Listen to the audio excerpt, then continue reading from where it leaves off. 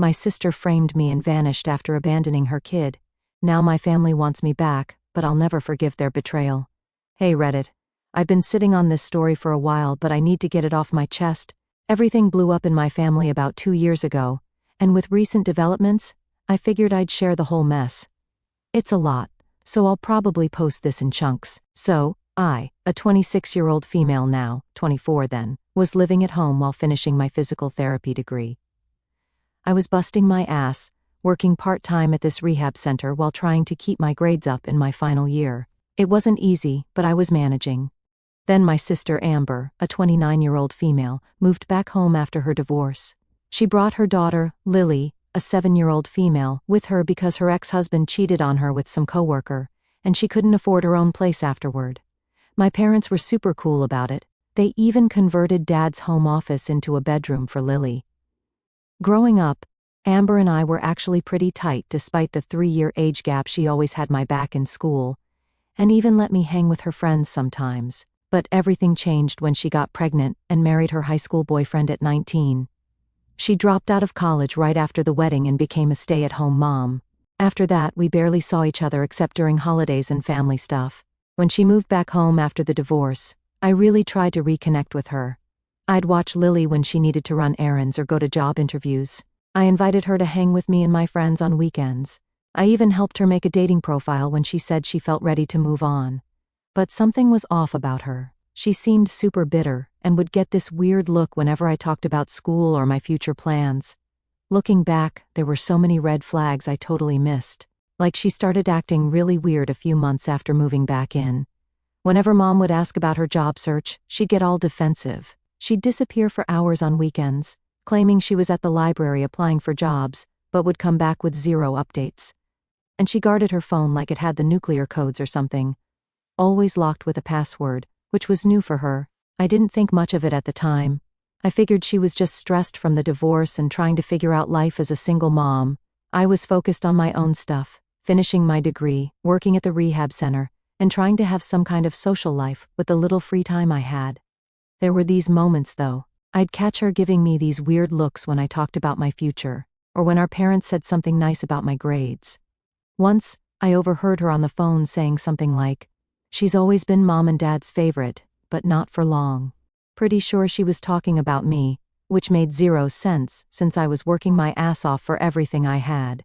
One night, I came home from my shift at the rehab center around midnight and found Amber in Dad's office, going through his desk drawers.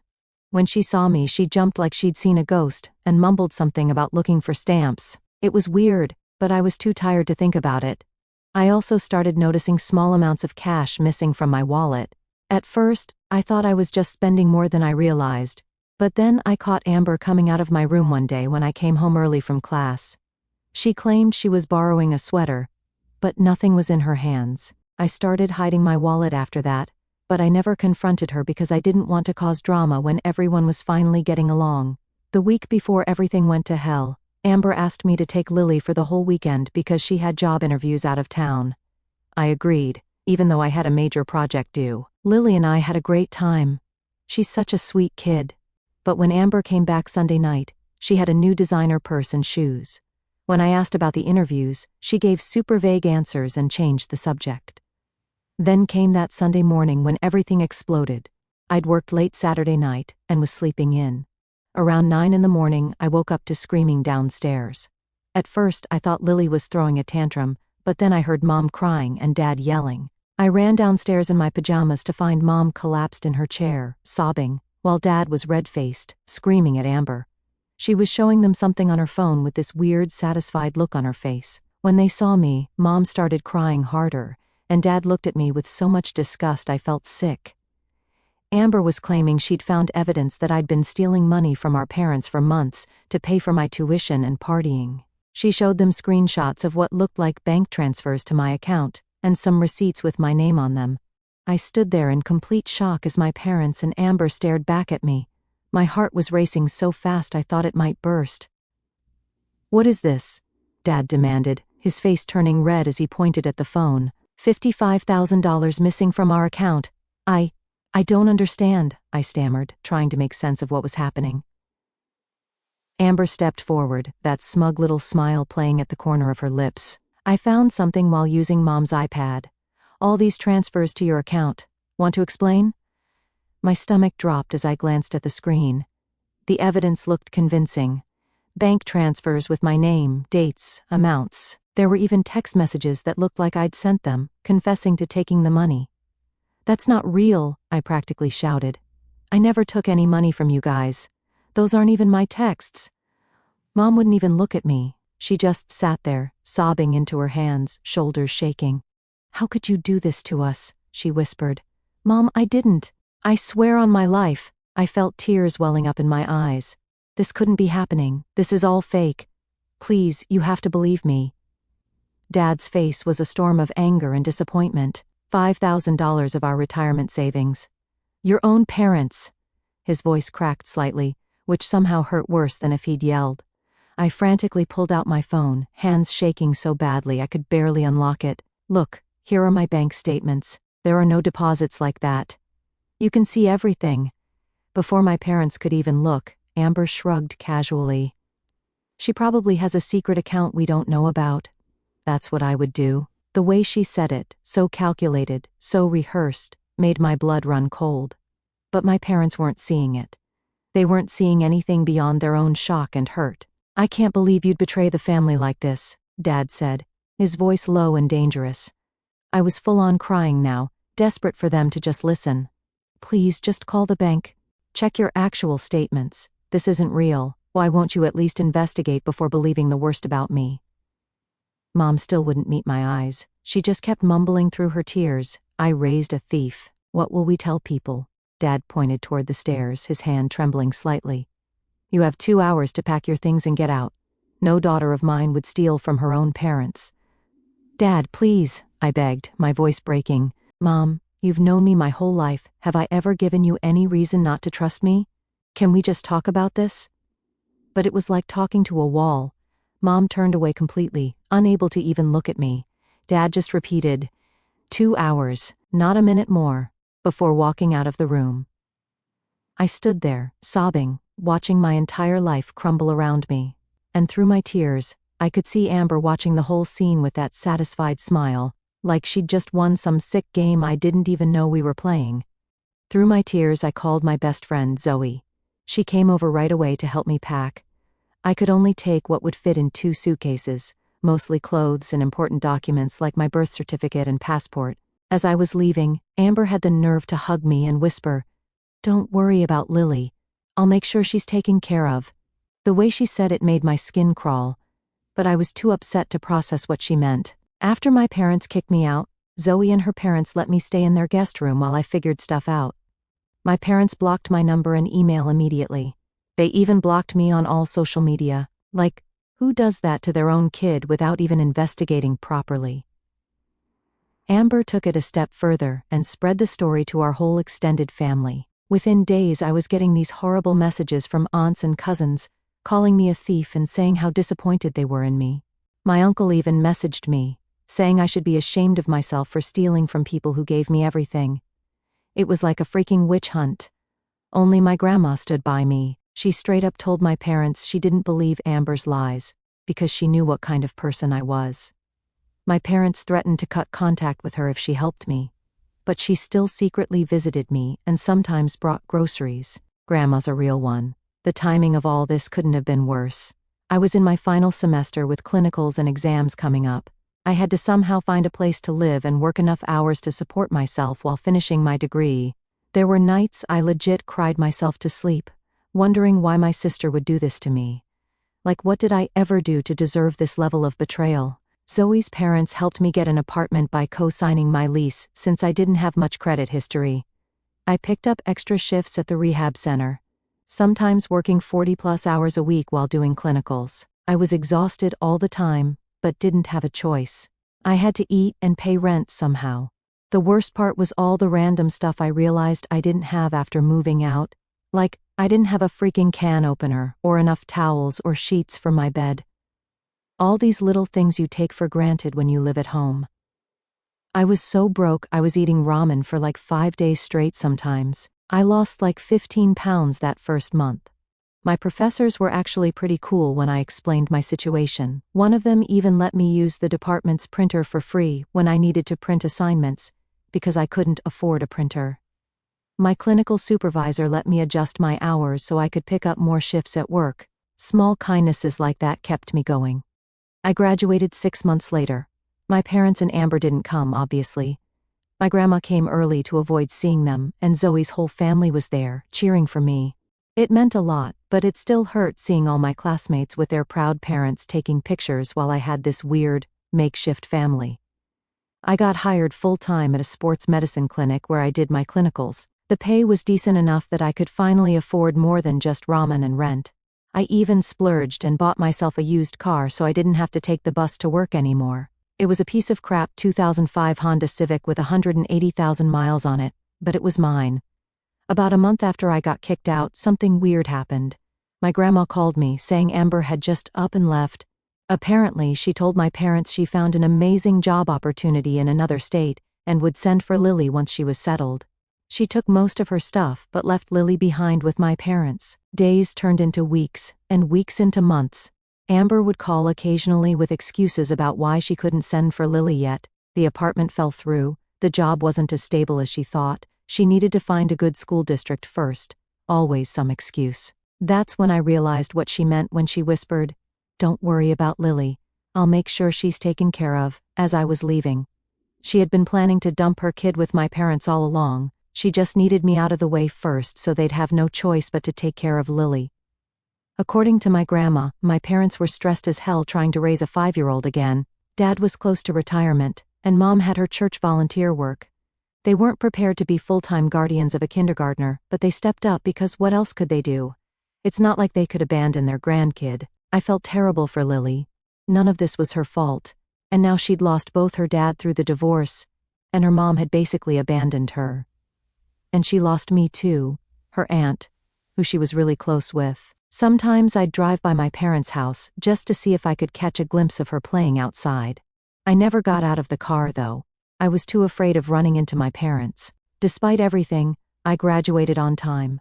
No family there except Grandma, who came early to avoid seeing my parents. Zoe and her family cheered extra loud to make up for it. But it still stung seeing everyone else taking family photos while I stood there with my makeshift support system. I got hired full-time at a sports medicine clinic where I did my clinicals.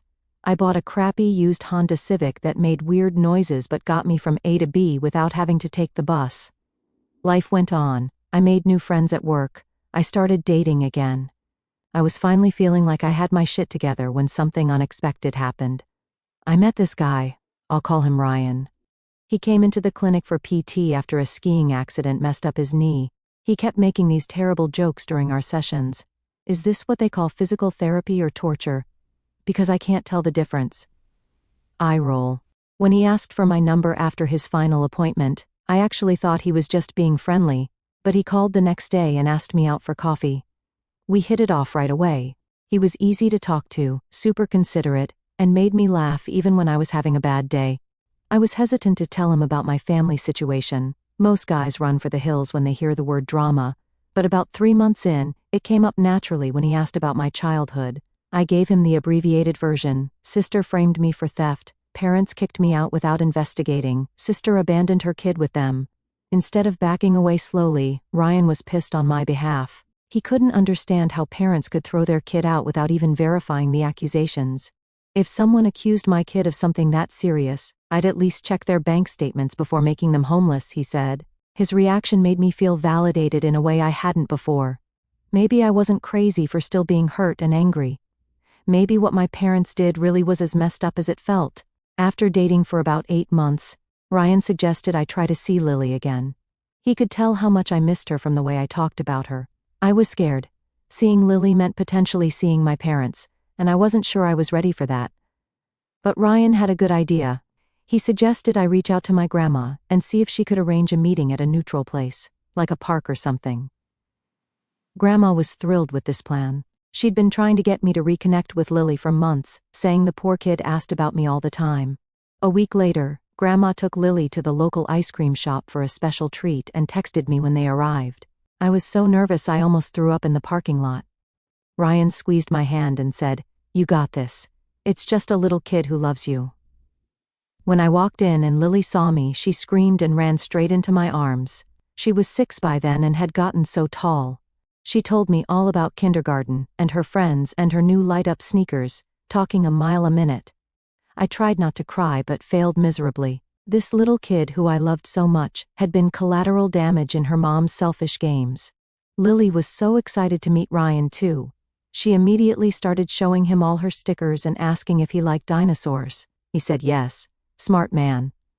By the end of our ice cream date, she was calling him Uncle Ryan, which made both of us have some complicated feelings. As we were leaving, Lily asked when she could see me again. I looked at my grandma, unsure what to say. Grandma suggested, "Maybe we can do this again next week?" I agreed immediately. Lily made me pinky promise I wouldn't disappear again. That pinky promise changed everything. I realized I couldn't keep avoiding my parents if it meant missing out on Lily's life. She deserved better than that. She'd already been abandoned by her mom, she didn't need her aunt disappearing too. So, I made a decision. I texted my dad that night. "I want to see Lily regularly. I'm willing to coordinate drop-offs and pickups if you are." His response came almost immediately. "We should talk in person. Come for dinner tomorrow." I stared at my phone for a long time. Dinner at their house? Was I ready for that? I wasn't sure, but I knew one thing. I'd do anything for that little girl. Even face the people who threw me away without a second thought. Ryan offered to come with me for moral support, but I felt like I needed to do this alone. I was a nervous wreck driving over, almost turned around 3 times. When I finally pulled up to my parents' house, I just sat in the car for like 10 minutes, trying to calm down. "There's something super weird about ringing the doorbell at the place where you grew up." Mom answered the door. She looked older somehow, even though it had only been about a year and a half. She went to hug me, but I stepped back. Wasn't ready for that yet. She got this hurt look on her face but tried to cover it with a smile. "Lily's been so excited all day knowing you were coming," she said, like that was the only reason I was there, which, honestly, it was. Lily came running down the stairs and tackled me in a hug. That little monkey could knock over a linebacker with her enthusiasm. Dad came in from the kitchen, looking awkward as hell.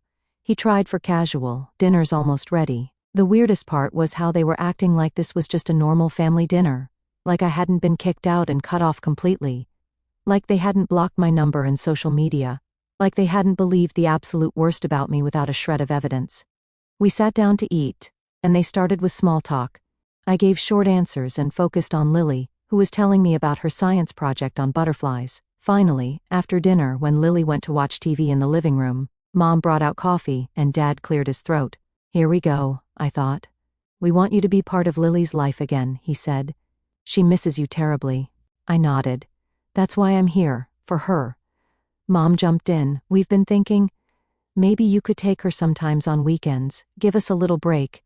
It's been challenging raising a young child at our age." I almost laughed.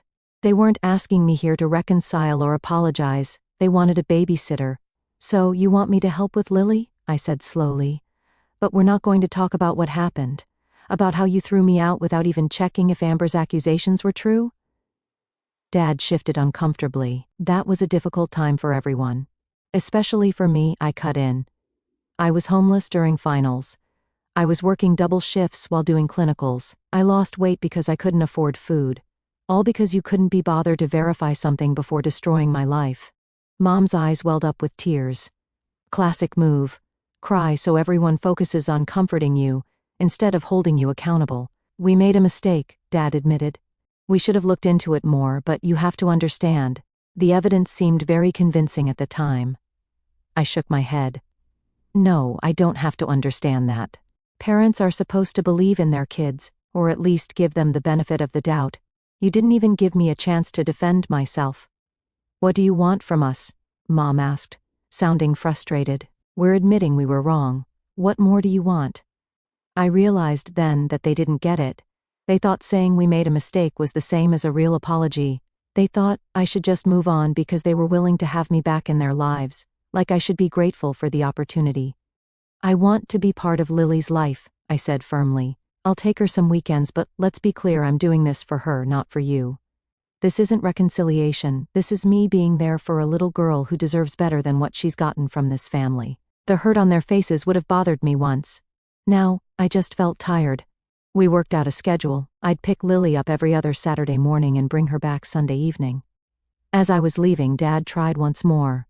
"We're still your parents," he said. "We still love you." I looked him straight in the eye. "Parents don't do what you did. Love doesn't act the way you acted." Then I left, got in my car, and cried all the way home. Ryan was waiting at my apartment with ice cream and a shoulder to cry on. After I told him everything, he said something that really stuck with me. "You know you can have a relationship with Lily without having one with them. You're an adult. You get to decide what kind of contact you have with people who hurt you, even if they're family." He was right, and that's what I did. Over the next few months, I'd text my parents only about Lily logistics, pickup times, drop-offs, stuff she needed for our weekends together. Otherwise, I kept my distance emotionally. No family dinners, no holiday gatherings, just brief hellos and goodbyes at the door. About 6 months into this arrangement, Ryan proposed. We were hiking at this beautiful state park, and when we reached this amazing overlook with the whole valley spread out below us, he got down on one knee. When I called Zoe to tell her, she screamed so loud I had to hold the phone away from my ear. When I called my grandma, she cried happy tears and said she'd been praying I'd find someone who valued me properly after what my family put me through. I decided to tell my parents during a Lily pickup. When I arrived that Saturday, my mom immediately noticed the ring. "You're engaged?" she asked, surprised. I told her Ryan had proposed last weekend, and we were planning a spring wedding. My dad joined, offering a stiff "congratulations. He seems like a nice young man." As I gathered Lily's things, my mom suggested a family dinner to celebrate. I ignored her and left. That night, as Lily snuck cheese while Ryan made pizza, she asked, "Now that you're getting married, will you be my mom instead of aunt?" My heart clenched. "I'll always be your auntie, and Ryan will be your uncle for real. We'll be your family forever." She seemed satisfied, but her question lingered. After she fell asleep, Ryan and I agreed. No matter what happened with my parents, Lily would always have a stable, loving home with us. We had no idea things were about to get much more complicated. Things were going pretty well. I had my routine with Lily on alternating weekends. Ryan and I were planning our wedding for the spring, and I was keeping my interactions with my parents strictly business. Just logistics about Lily, nothing personal. Then everything exploded again. It started with a text from my cousin, Megan. We'd been close growing up but had drifted apart after the whole getting kicked out thing. She'd sided with my parents initially, then tried to apologize once she realized I might not have done what I was accused of. I'd been polite but distant. Her text said, "You need to see this. Call me a sap." I was busy at work and ignored it. Then she sent another, "Seriously, it's about Amber. You need to see this." That got my attention. I called her on my lunch break. "Have you been on Instagram today?" she asked without saying hello. "No, why?" Amber's friend Tasha had a complete meltdown online. She posted screenshots of text conversations with Amber from 2 years ago. About you, about what she did. My heart started racing. "What do you mean? What did she post?" "I'll send you the links, just prepare yourself, it's bad." I went to the bathroom and locked myself in a stall before opening the links. What I saw made me physically ill. Tasha had posted a series of screenshots of text conversations with Amber from around the time I got kicked out. There was Amber admitting she photoshopped fake bank statements to frame me for stealing, bragging about creating fake text messages where I supposedly confessed, explicitly stating she was planning to dump the kid with mom and dad once I was out of the picture, and worst of all, laughing about how easily my parents believed her accusations without checking anything. It was all there in black and white. Proof of her calculated betrayal. The most damning message read, "Parents totally bought it, LOL. They kicked her out same day. Didn't even check the bank or anything. Now I just need to set up my escape plan, and I'll be free of all this family shit." I sat on that bathroom floor for what felt like hours, shaking. Here it was, proof of what I'd known all along. Amber had deliberately framed me to get me out of the way so she could abandon Lily with our parents. By the time I walked out of that bathroom, my phone was blowing up. Other cousins, aunts, uncles, everyone had seen the screenshots. They were all sending me messages of support and shock. The same people who'd called me a thief 2 years ago were now falling over themselves to say they always knew something wasn't right about Amber's story. I left work early, too rattled to focus. When I got home, I found my normally calm, level-headed Ryan absolutely livid after seeing the screenshots that were now circulating through all my social media. "You need to send these to your parents," he said. "They need to see what she did." I hesitated. Part of me wanted to rub it in their faces. "See, I told you." But another part was afraid of what would happen next. Would they expect forgiveness now? Would they think proof somehow erased what they'd done? Before I could decide, my phone rang. It was my dad. "Have you seen what's going around online?" he asked, voice strained. "Yes," I said simply. "We need to talk. Can you come over?" "I don't think that's a good idea right now." "Please," he said, and his voice broke a little. "We need to talk about this in person." Against my better judgment, and with Ryan insisting on coming with me, I went to my parents' house that evening. Grandma was there too, sitting with Lily in the living room while the adults talked in the kitchen. My parents looked shell-shocked. Mom had clearly been crying, and Dad looked like he'd aged 10 years overnight. They both started talking at once when I walked in. We had no idea. If we'd known, "We can't believe she would." I held up a hand to stop them. "I told you she was lying. I begged you to check the bank statements. I showed you my own accounts. You chose not to believe me." Dad looked down at his hands. "We were wrong. Completely wrong."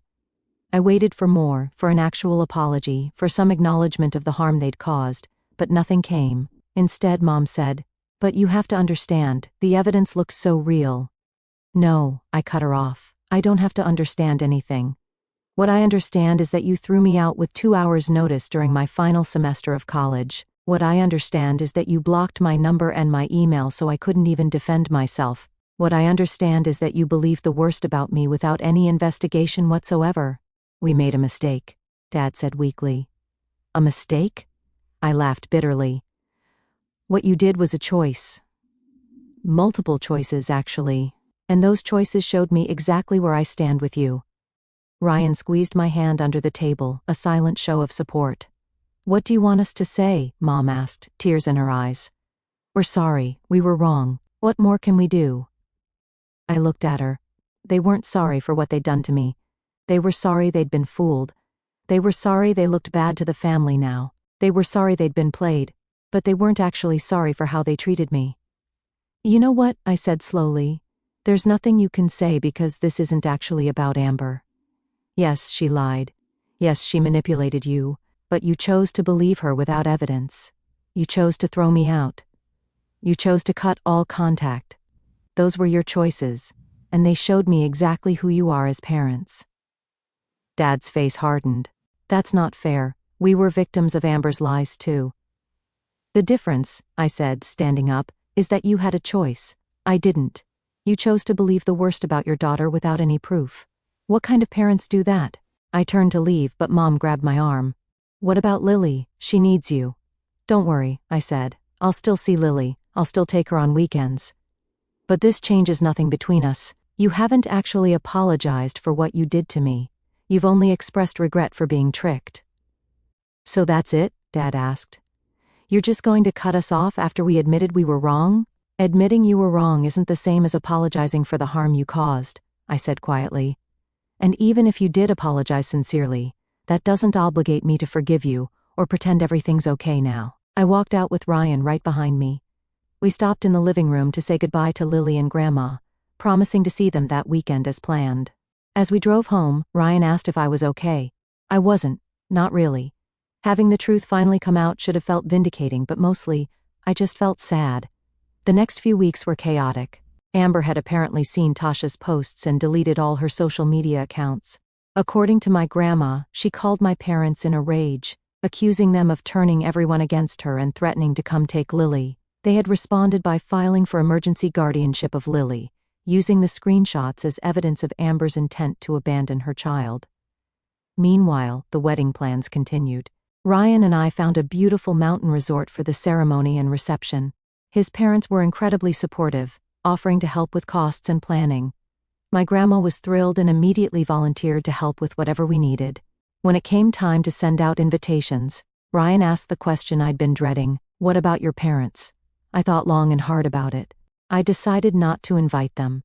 It wasn't about punishment. It was about having people at our wedding who truly loved and supported us. People who had stood by me when things got tough, Not just when it was easy or convenient. I wrote them a letter explaining my decision. I've thought a lot about whether to invite you to the wedding. I've decided that I can't.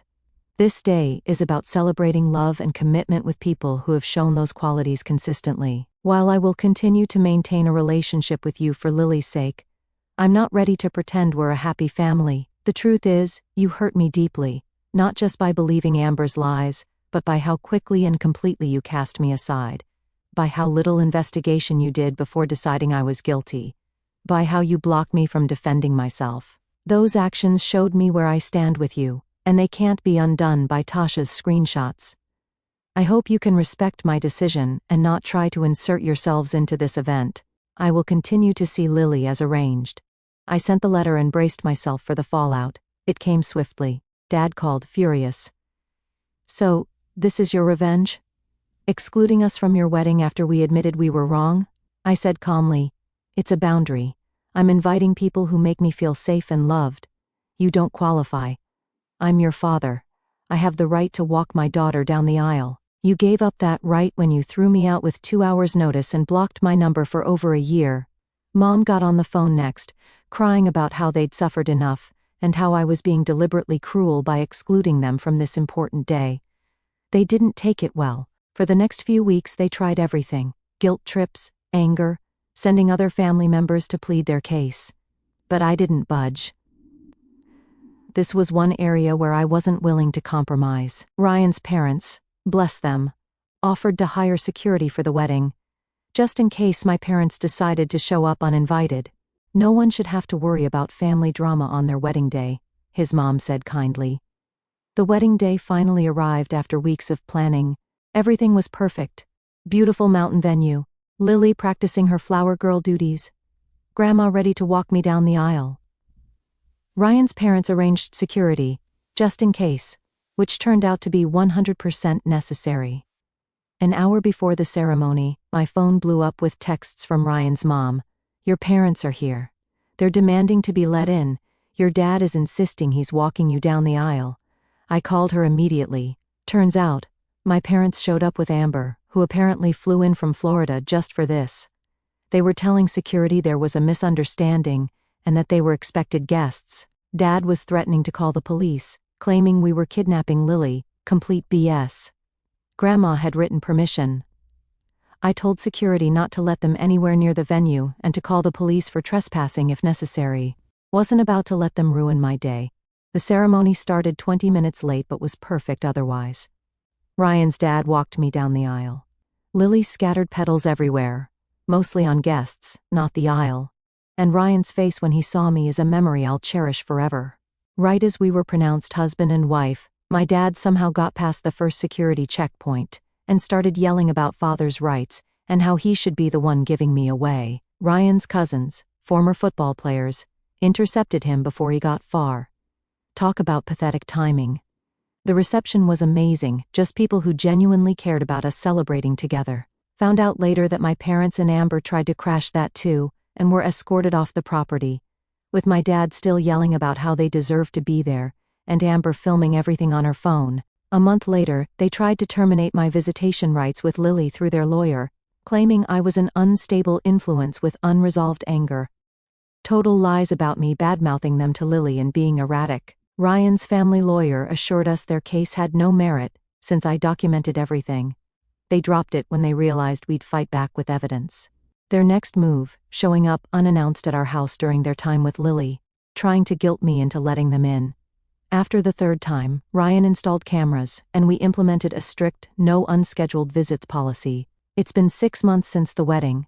I still see Lily every other weekend, but pickups and drop-offs happen at Grandma's to avoid my parents. Amber's back in Florida, calling Lily maybe once a month for 5-minute conversations. Sometimes. I still get angry about everything. How they threw me away based on lies, never truly apologized, tried to make my wedding about them, and used Lily as a weapon.